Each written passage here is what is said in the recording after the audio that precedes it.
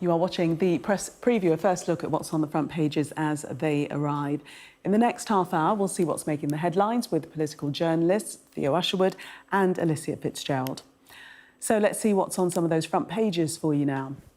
Well, the Daily Telegraph reveals a report this week will highlight how NHS progress is going backwards for the first time in 50 years.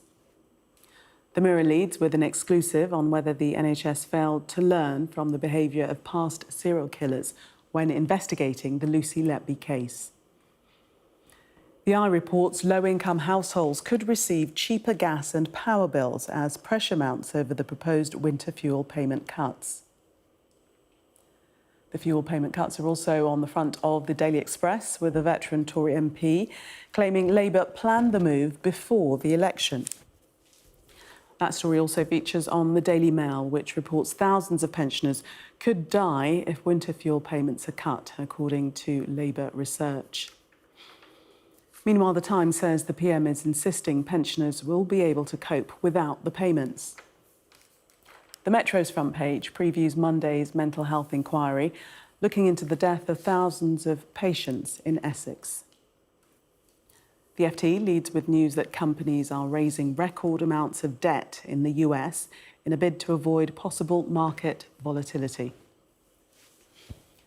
And on the front of the Daily Star, more rain is on the way. And a reminder that by scanning the QR code you'll see on screen during the programme, you can check out the front pages of tomorrow's newspapers while you watch us. And we are joined tonight by Theo Usherwood and Alicia Fitzgerald. Welcome to both of you. Let's start with the Eye front page. The headline there, Ministers consider plan for cheaper energy bills as Starmer faces winter fuel anger. Take us into this story, Theo. So this is a plan which is basically designed to see off a rebellion on Tuesday, because there's going to be that binding vote on Tuesday over this plan to cut the winter fuel allowance for around 10 million pensioners. And what is being proposed is a social tariff for those on lower incomes. And you have social tariffs for mobile phones where those on lower incomes can in effect pay less than potentially the market rate, and their subsidies then brought in by the government so that they can afford their energy bills. And what Keir Starmer and Rachel Reeves want to do is to prevent from Tuesday's vote from becoming a moment, basically, because what they're worried about is they're going to win. The government's going to win. What I think they're worried about is Labour MP after Labour MP standing up in the House of Commons and denouncing this decision to cut the winter fuel allowance as a cruel and heartless measure that's going to cost the lives potentially of thousands of pensioners up and down the country who won't be able to afford to heat their homes. And I think the Chancellor and the Prime Minister are very acutely aware that this, it's not a popular decision. They keep on saying that they're not there to take the popular decisions, but they could find themselves in real bother with their own MPs, especially if there is a significant rebellion. And Alicia, do you think plans like this consideration of cheaper energy bills, do you think that is likely to take the sting out of the loss of winter fuel allowance? Well, I mean, the Labour Party would definitely hope so. And I think it's very similar to what Keir Starmer and Rachel Reeves have been saying about the pension triple lock system. They've been trying and balance out the sting of removing the winter fuel allowance by saying that because the triple lock is still in place, that will sort of negate the difference, I suppose. So whilst lots of pensioners receipt of the pension will increase, that might actually just balance out the loss of the fuel allowance. So they're definitely trying and soften the blow of this policy. I think, however, and as Thea was saying, in some ways the damage is done. There's already so many headlines saying that Labour are there, they're going to kill off our pensioners, that, so many people are going to die as a result of this. So it is a really sticky situation. And I think that when lots of people see these kind of counter offers from the Labour Party, they will worry it's a bit of panic maybe from the Labour Party because of the reaction that we've had to the announcement. And Theo, do you think it's unhelpful when we read in the Telegraph and quoting Wet Streeting? I think he spoke on Trevor Phillips on Sunday actually and said this very line that he's not remotely happy with the winter fuel cuts, and it's it's not something he wants to be doing this week, taking things away from from pensioners. Chapeau to Trevor Phillips. It was the best line of all the interviews that Wes Streeting gave this morning. But I think it's still within the bounds of what the government is trying to say, is that, you know, we're here to take the unpopular decisions. This is not something that we want to do, but it's something that we have to do because of the economic inheritance that we've taken on after 14 years of Conservative rule.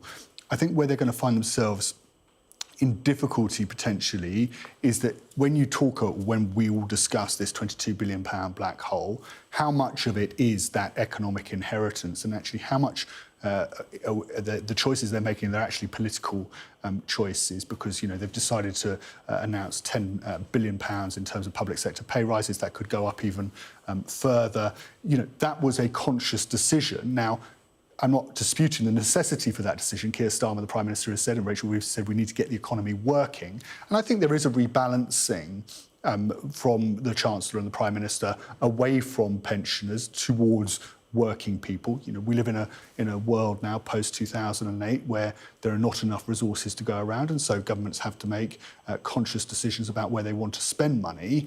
But I do think that there will be arguments in the House of Commons on Tuesday and in the lead up to that vote about the fact that pensioners are more or less, you know, broadly speaking, on fixed incomes, and they don't have the ability to supplement the loss of that winter fuel allowance and losing 300 quid. And of course, this comes at a time when Ofgem are raising the minimum price cap, so there's another 150 quid on energy bills as well. And I think that's going to be the difficulty for Keir Starmer. And I think what it speaks to his values and Labour's values, you know, after the general election, you know, Labour Party has always stood for, you know, social justice, for supporting the poorest. And here we have, OK, granted they are supporting those, continuing to support those on pensioner credit, but at the same time, there are still some people on very low incomes, you know, £13,000, £18,000 for a couple, who are going to be affected by this and are going to really struggle.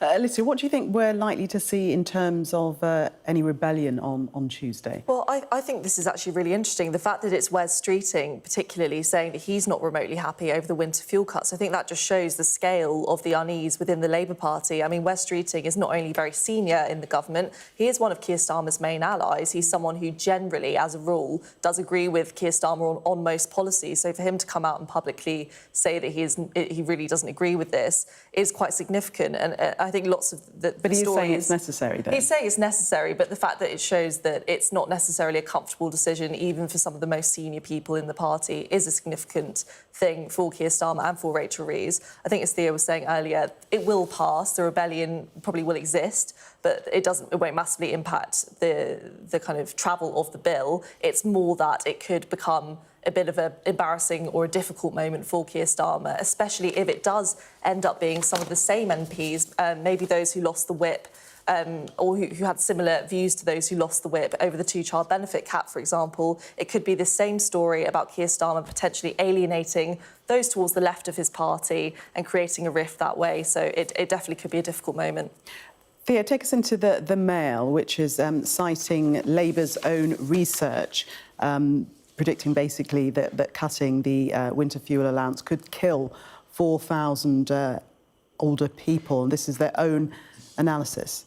Yes, so this actually goes back to 2017 when the Conservatives came up with plans to scrap the winter fuel allowance for 10 million elderly voters. And off the back of that, Labour did some analysis about the effects, and they found that it would increase deaths by 3,850 that winter. So it was an opposition way of, you know, trying to hold the government to account. We've heard about this plan, and now we're going to go and do some analysis and find out exactly the effect of this plan. I think part of the problem, actually, within all of this is that the government actually hasn't shown its workings. It hasn't done an impact assessment about what could happen as a result. And that's left a vacuum where others have been, where we're talking about, charities for the elderly, have come in and said, well, actually, you know, this is going to have a really significant impact. These are our workings, and where's your own analysis? And at the moment, the only analysis we've got is from the Labour Party. It goes back all the way to 2017 when they're in opposition, according to this Mail story. Alicia, I suppose what it does do is highlight the faux outrage from the Conservatives at this plan because it was originally theirs.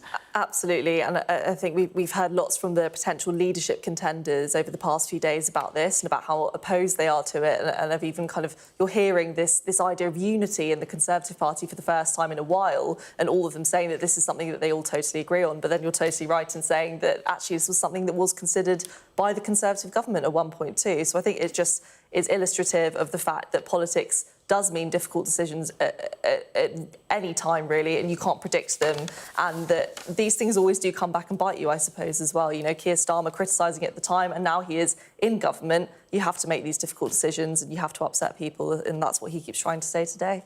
Theo, let's talk about Keir Starmer's management of the party and how he, gets people to come into line. The Times saying Starmer to give winter fuel rebels short shrift, and we have seen evidence of people losing the whip previously. Yeah.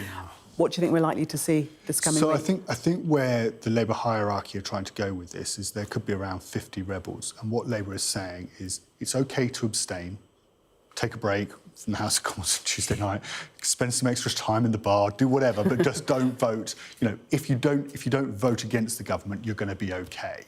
If you vote against the government, then the threat is that you are going to lose the whip, potentially. Now, Baroness Altman, who is, of course, a former pensions minister, is urging MPs to actually vote against the government because the hope is, this is the report in The Times, that actually, if there is a significant rebellion, that will embolden peers on Wednesday to vote for her fatal motion, which is very unusual in parliamentary procedure because, of course, the House of Lords is a scrutineering chamber. It's not there to start dictating to the House of Commons elected representatives what they should and shouldn't be doing. And we know in the background that Keir Starmer's got some plans for Lords reform as well. But what she's hoping is that if there is a significant rebellion in the House of Commons, then we'd end up in a situation where peers feel emboldened to actually go and vote this down and vote for her fatal motion. But I think, Keir Starmer has set his stall out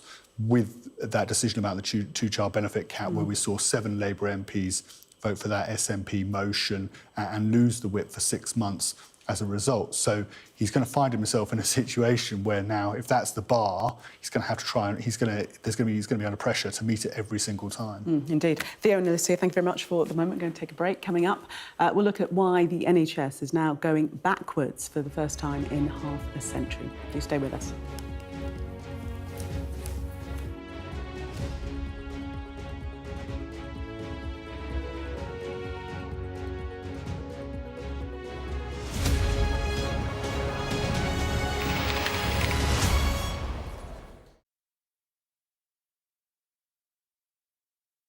Weeknights on Sky News. This is your chance. Tell people. Welcome to the Politics Hub. Our police force has apologised. If you want to find out about Grimsby, you come to the docks.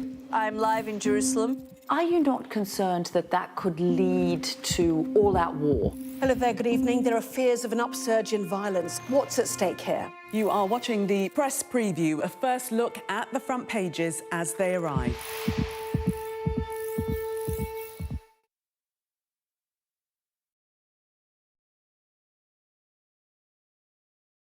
I'm Dominic Waghorn, Sky's International Affairs Editor, covering a world that seems to be unravelling. War, unrest, revolutions. It's not his country, it's ours, and we're going to take it back. They have succeeded for the first time in their country's history in removing a leader from power. Now, freedom! There was fighting here, but there's clearly now a lull, and they're using it to bring up more ammunition. We take you to the heart of the stories that shape our world. This is a mass exodus in which Russia is hemorrhaging some of its brightest and its best. According to the local weather channel, there have been more than 2,500 lightning strikes, torrential rain and flash flooding, all on top of this week's lethal tornado. What stays with you most in this job is some of the people you meet. What is your worst fear about what the Russians want to do to the children? They're just boosting demographics by stealing young people. Would you like to take the opportunity, Mr. President, on Sky News to invite Barack Obama to come here? Mr. Trump, are you running for president? Can you confirm it? We're going to take a look, a very serious look. On that day, we saw your fighters killing women, killing children. Was that a mistake? Did you go too far? You couldn't control your fighters? The full force of the state is being used to crush any protest. It's half an hour now past the deadline that Hamas issued with its ultimatum to the people of Ashkelon, and we've now seen a third barrage of rockets coming in. Another alarm. The mood here is jittery and nervous.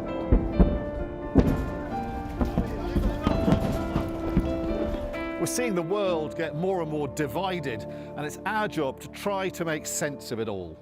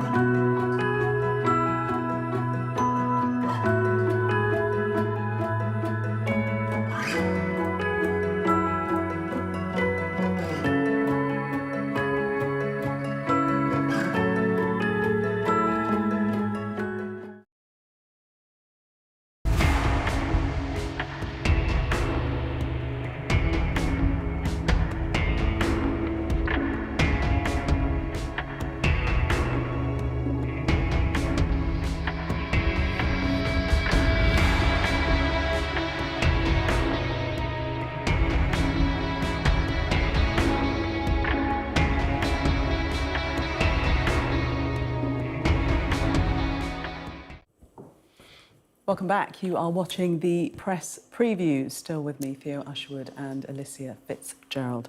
Let's take a look at the Mirror front page. Theo, if you kick us off with this story. This is a Letby Inquiry exclusive, they're saying, and this is a claim that the lessons haven't been learned from previous experience of serial killers within the health service.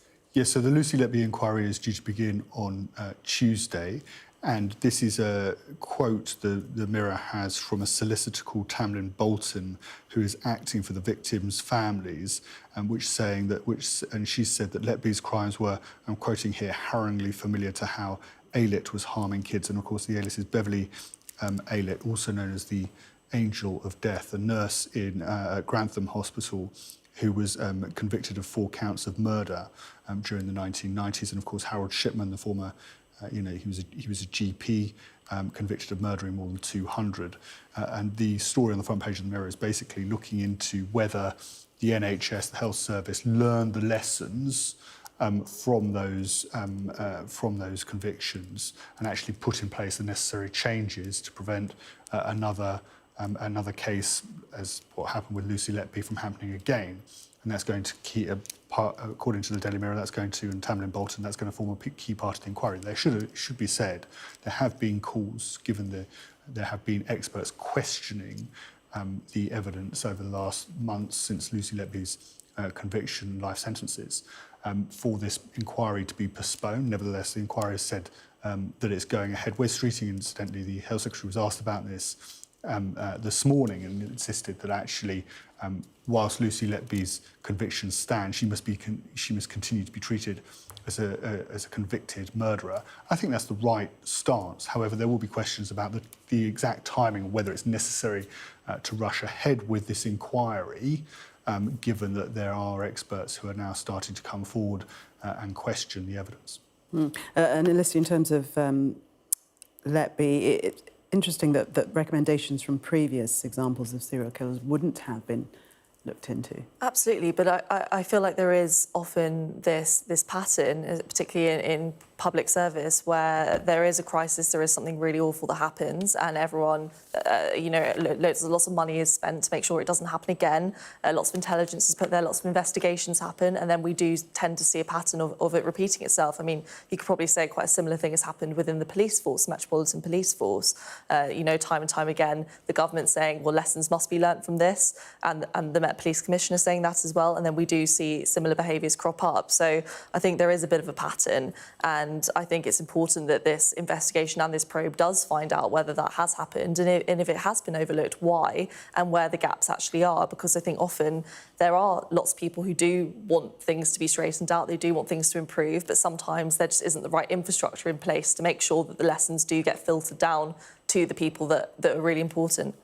Theo, the NHS in decline for the first time in 50 years. This is the report published this week by Lord Darzi, which he's saying that healthcare has gone backwards, significant factors being the COVID situation and the UK responding less well compared to other countries. Yes, so this is a report that's going to come out on Thursday, and Keir Starmer, when he became Prime Minister, commissioned Lord Darzi, who was, of course, appointed as a health minister in Gordon Brown's government, a former surgeon, very well respected, to basically go into conduct a report over the course of the summer as to the state of the NHS. The argument from Wes Streeting this morning was that unless ministers know, and those at the very top of the organisation know exactly what's wrong with the NHS, then it's impossible to diagnose it correctly, then it's impossible to find the right prescription to fix the NHS. And Lord Darzi, and this is the headline, the front page splash on the Daily Telegraph, has concluded that it's now in decline for the first time